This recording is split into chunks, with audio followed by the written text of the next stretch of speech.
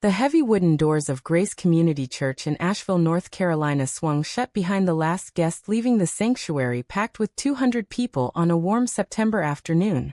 Stella gripped Natalie's hand so tightly her knuckles turned white, her dark hair pinned up with delicate white flowers framing a face that had once smiled so easily, now frozen in disbelief. Pastor Harlan Thompson cleared his throat, his voice booming through the microphone as he looked straight at the two brides in their matching lace gowns. "I am truly sorry, but after much prayer and reflection, I cannot in good conscience perform this ceremony for you two women. It goes against the clear teachings of Scripture and the doctrine of this church." A collective gasp rippled through the pews like a wave crashing against stone. Natalie's blonde hair caught the light from the stained glass windows, her blue eyes flashing with a mix of anger and pain as she squeezed Stella's hand back, willing strength into her partner. Stella felt her heart hammer against her ribs, memories flooding in of the years she had spent reconciling her faith with her love for Natalie, the late night prayers, the secret tears in the shower, the way she had slowly come to believe that God could not possibly condemn something so pure and beautiful. Margaret, Stella's mother, sat in the front row, her hands folded in her lap, her graying hair neatly styled, her simple navy dress pressed to perfection. For months Margaret had wrestled in silence, attending every family dinner, biting her tongue when Stella announced the wedding plans, even helping pick flowers while her heart broke inside. Now as the pastor stepped back from the altar, Margaret rose slowly, her legs steady despite the tremor in her chest. Every eye turned to her, the mother who had raised Stella alone after her husband died, the woman known throughout the community as a pillar of faith who taught Sunday school and organized charity drives. Margaret's voice, when it came, was clear and steady, carrying to the back rows without the microphone. "For 28 years I have raised my daughter to love God and to seek His will in all things.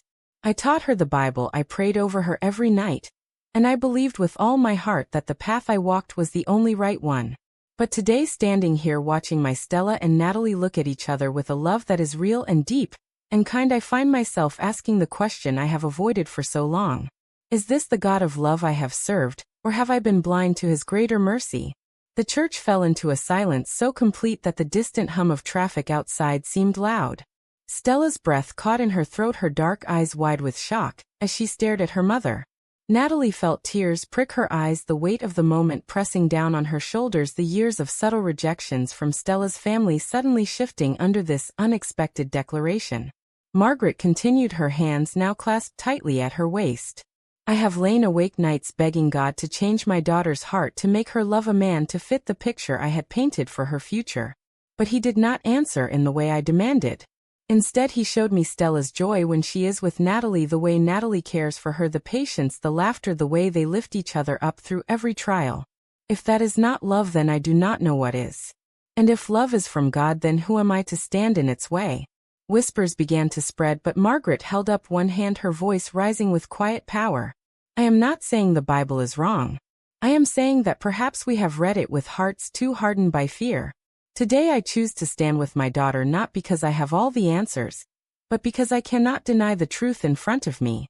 The silence returned heavier than before, faces frozen in pew after pew, some in agreement, some in outrage, but none daring to speak.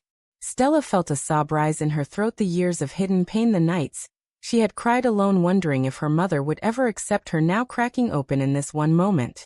Natalie turned slightly, her free hand brushing a tear from Stella's cheek, the simple touch speaking volumes of the battles they had already fought together, the decision to come out publicly, the choice to have the wedding here in Stella's hometown church despite the risks, the costs they both knew might come.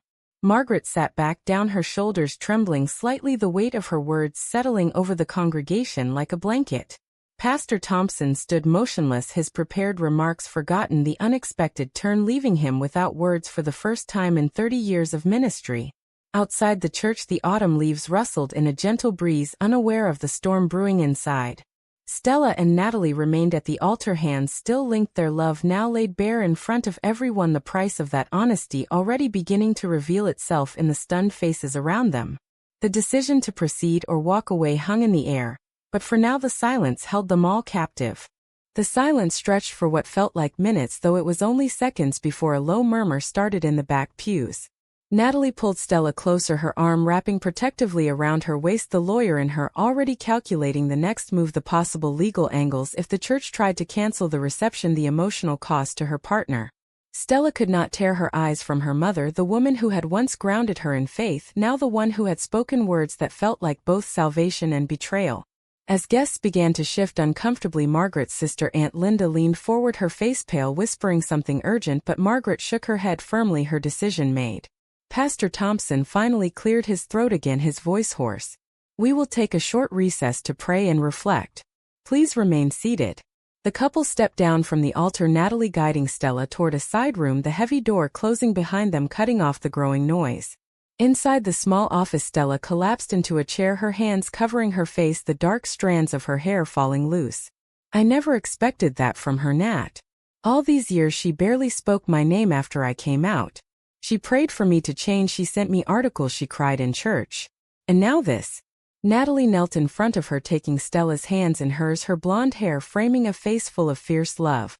"Your mom just risked everything for you. For us. That speech, it was not nothing. It was her choosing you over the approval of everyone out there."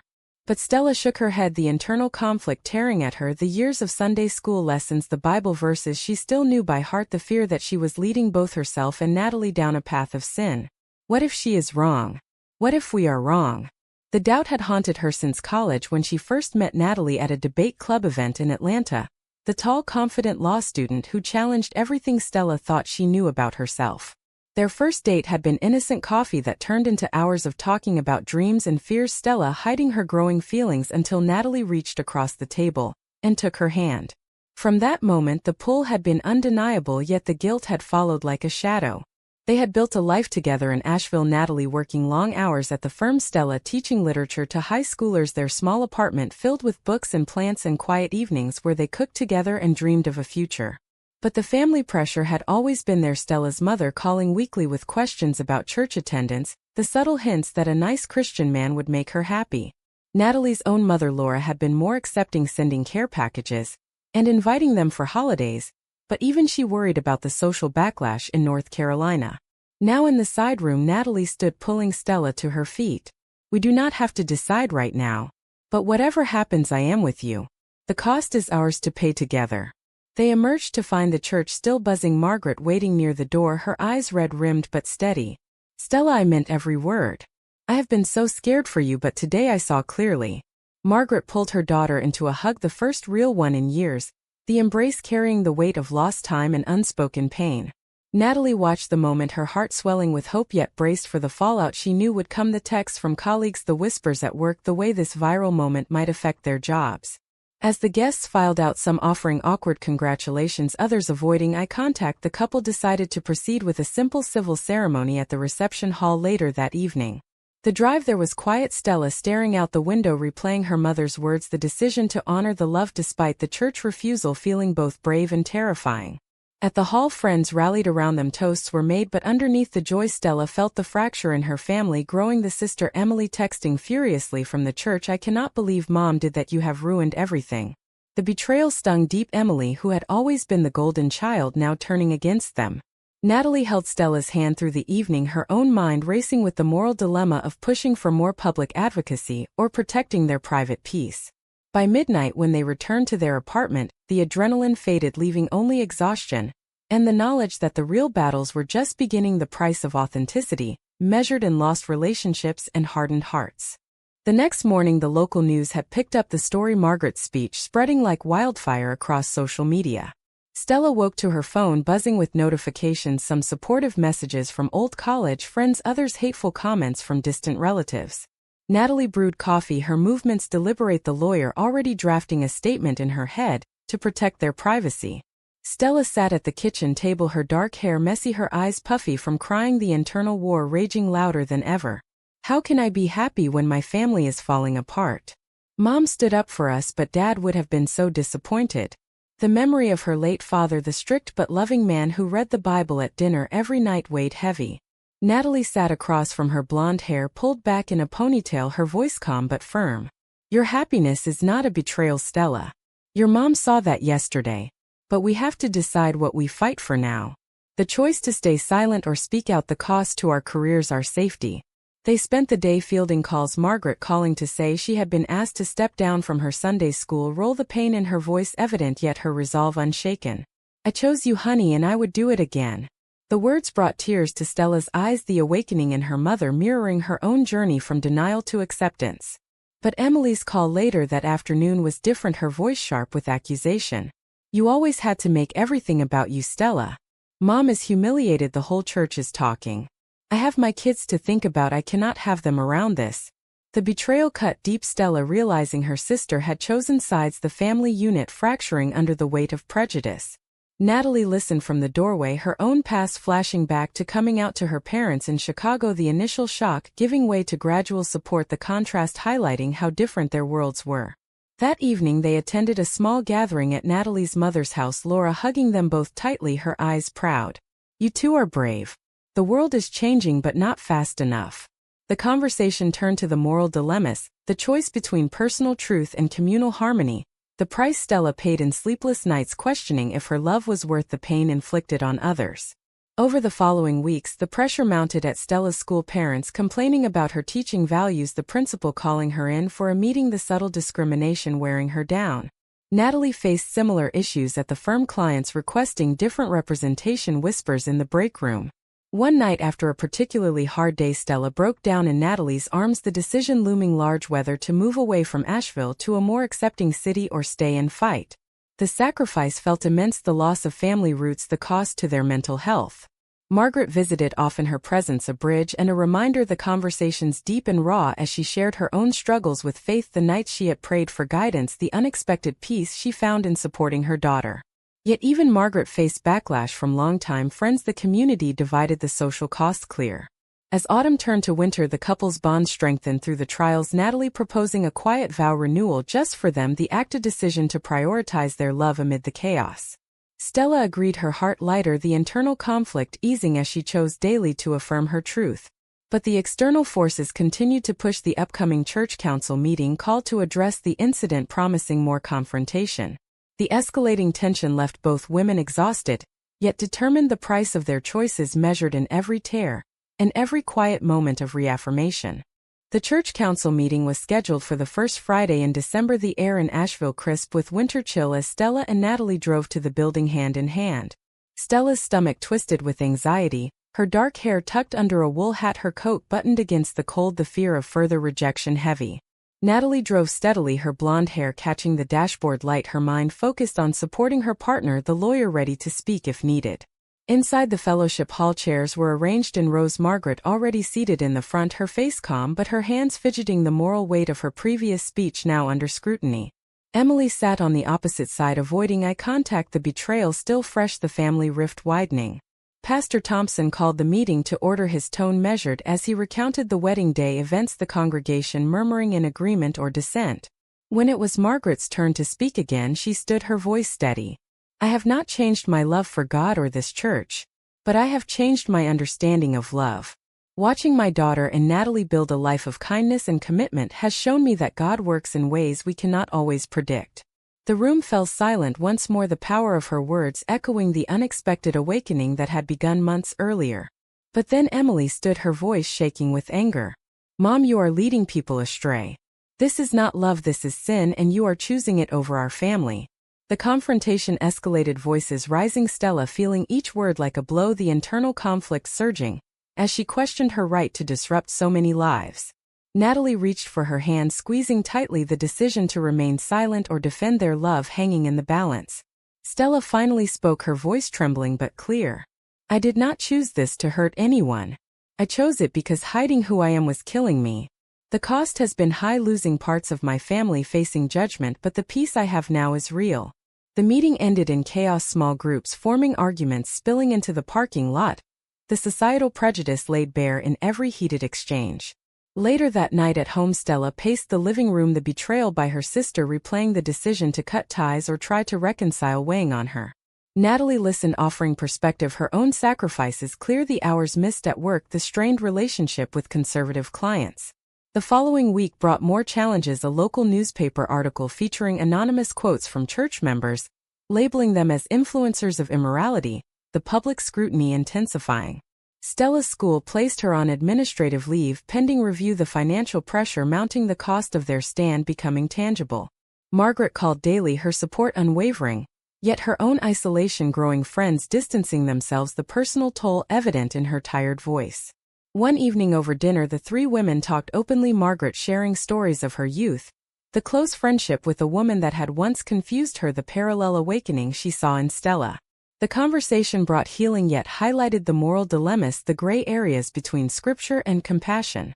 As Christmas approached, the couple decorated their apartment simply, the joy tempered by the empty seats at family gatherings, the absence of Emily and her children, a constant reminder of the price paid.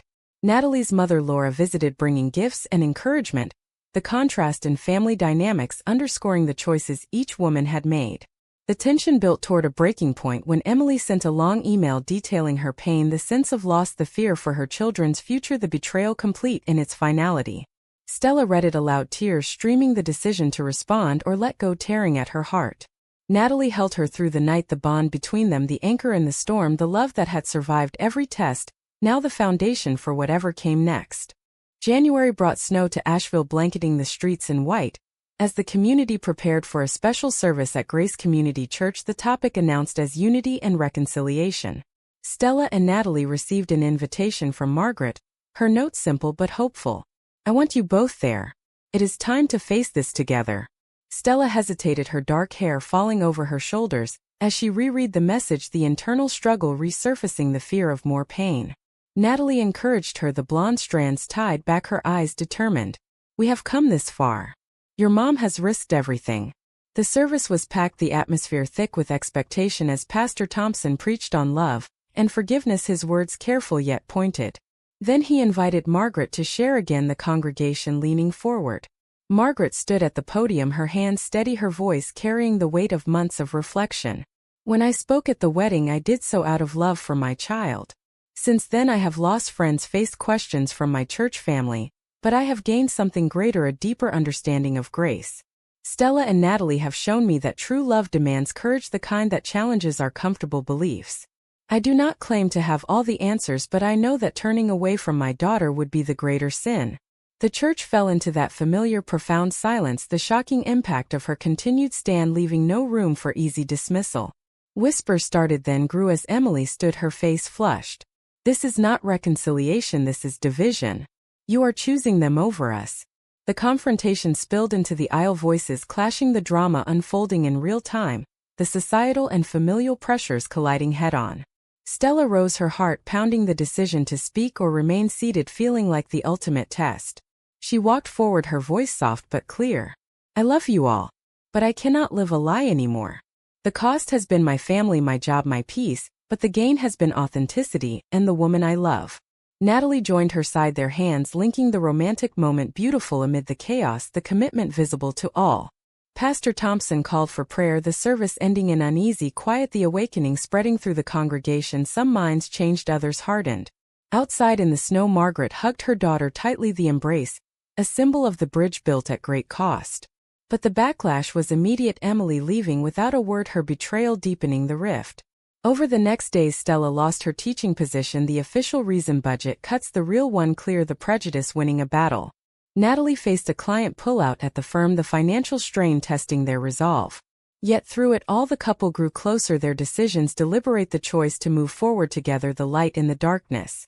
Margaret visited often, her own faith journey continuing, the moral questions they explored together, the rightness of love versus tradition debated late into the nights. The community remained divided, petitions circulated, some calling for the pastor's resignation, others praising the bravery. The tension reached its peak when a local television station requested interviews, the decision to accept or decline carrying potential for more exposure and more pain. February brought a tentative thaw to Asheville, both in weather and in some hearts, as Stella and Natalie sat in their living room reviewing job applications, the reality of starting over looming large. Stella's dark hair was longer now, her face marked by the months of strain, yet her eyes held a new strength, the awakening complete. Natalie sorted papers, her blonde hair loose, her posture confident, the lawyer adapting to freelance work, the sacrifices made willingly for their shared future. Margaret arrived with homemade soup, her presence, a steady comfort, the bond between mother and daughter forged stronger through fire. They talked for hours, the conversation circling back to the wedding day, the speech that had changed everything, the unexpected consequence of one woman's courage. Emily had not spoken to any of them in weeks, her silence a deep wound, the family price paid in full. Yet small signs of hope emerged, a card from a former student supporting Stella, a colleague reaching out to Natalie, the community slowly shifting. The couple decided to stay in Asheville to fight for change, the choice deliberate, the cost accepted. They planned a small private ceremony for spring, just close friends and Margaret, the romantic moment they had envisioned finally theirs without external interference. As they walked through the park one evening hand in hand, the snow melting around them, Stella turned to Natalie, her voice soft. "I would pay it all again for this, for us." Natalie smiled, pulling her close, the love between them, the constant amid the drama, the decisions, the betrayals, and the growth. Margaret watched from afar, her heart full, the moral dilemma she had faced resolved in her support, the personal cost worth the peace she now felt. The story of their stand spread quietly, inspiring some, dividing others, the societal conversation continuing long after the headlines faded.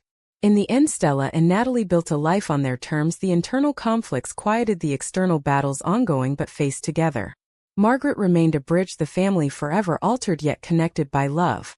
As spring arrived, the couple exchanged vows under blooming trees, the moment beautiful and hard one, the price paid evident in every step forward. The journey had tested them all, revealing the depths of prejudice, the power of awakening, and the true cost of choosing authenticity over approval. In a world where faith and love clash so fiercely, was Margaret's decision to speak out an act of true courage that honored her daughter, or a heartbreaking betrayal of her lifelong beliefs? And what would you choose if it were your family on the line?